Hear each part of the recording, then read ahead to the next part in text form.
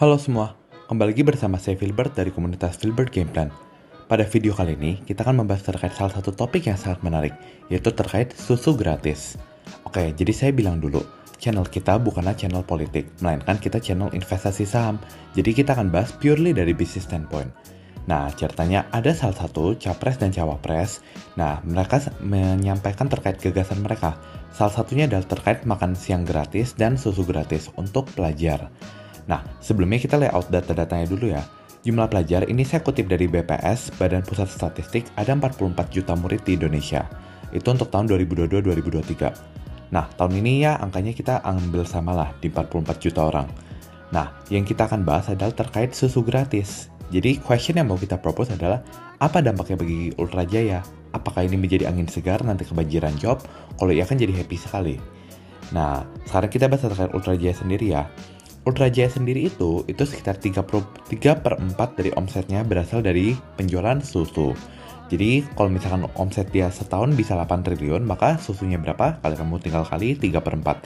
Ketemu angka, Ultra Jaya omset susunya 6 triliun per tahun. Dia itu market leader, memegang lebih dari sepertiga market di Indonesia, dia 35%. Berarti kalau overall market, ya mungkin angkanya di sekitar 18T lah. Itu market size dari industri susu di Indonesia. Dampak susu gratis ini, misalkan beliau menang dan misalkan programnya benar jalan. Apa sih dampaknya bagi Ultra Jaya? Kita mikirnya gini aja, kalau misalnya dalam setahun ada berapa hari sekolah sih? Ini saya ambil konservatif, saya ambil angka bawah ya. Saya ambil hanya ada 220 hari saja misalkan. Lalu angka jumlah siswa ada berapa? Ada 4 juta siswa. Nah, harga susu per botol berapa? Kalau orang bilang 7.000, ya kita realistis saja. Apakah bakal dikasihin 250 mili? Kok kayaknya agak mahal ya? Ya kita asumsi yang itu aja, yang susu kecil misalkan 125 mili. Nah, lalu mungkin harga nego-nego after distribusi mungkin lah 3.000 per botolnya. Oke, jadi kalau semua angka itu dikalikan 3.000, lalu ada 220 hari, lalu 44 juta murid. Ketemu angka sekitar 31 atau 32 triliun per tahun. Itu omset dari siapapun yang menang tender ini, baik itu satu perusahaan atau berbagai perusahaan. Nah, seberapa gede sih angka 31-32T? Kalau kita bandingin sama income Indonesia itu sekitar 2.000 triliun. Berarti 32 triliun ini 1,6%. Gede gak? Saya bilang itu gede sekali angka segitu. Namun apakah itu angka yang kita bilang mustahil? Saya bilang meskipun besar tetaplah bisalah dimasuk-masukin ke budget. Nah, namun yang saya mikirnya bukan dari sisi itu. Dari budget pemerintah, oke lah, let's say beliau menang, programnya jalan, budgetnya masuk juga lah, masih masuk akal. Yang saya mikir, ingat, market size-nya berapa tadi? 18 triliun.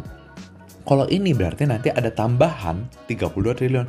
Apakah bisa market yang dari market satu Indonesia 18T, tiba-tiba pingin jadi 50T dalam waktu singkat?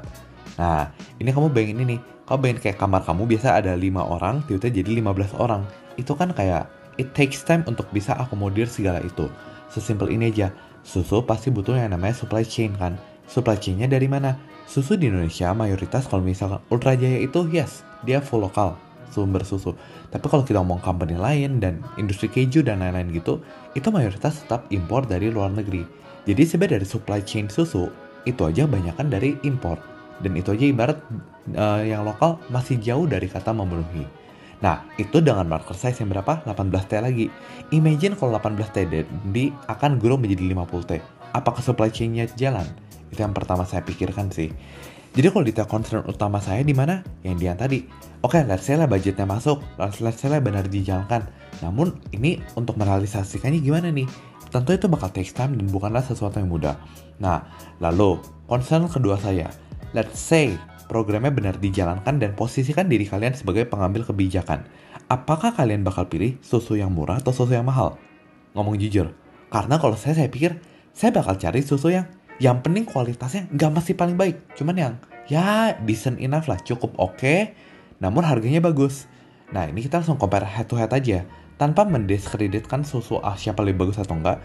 Saya bisa bilang, Milko itu harganya berapa yang punya si Wings ya? 2.500 satu botol.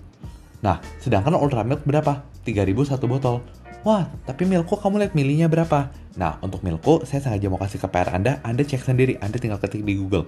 Milko sebotol harganya berapa dan berapa mili. Lebih dari Ultra Milk punya. Dan harganya murah sekali.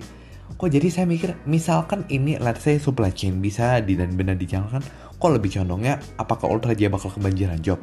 Saya nganggap sih lebih ke biasa-biasa aja. Itu kalau opini saya.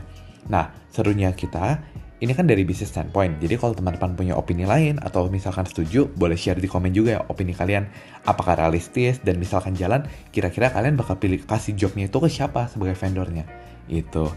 Oke, I think that's it for today and see you guys in the next video. Bye-bye.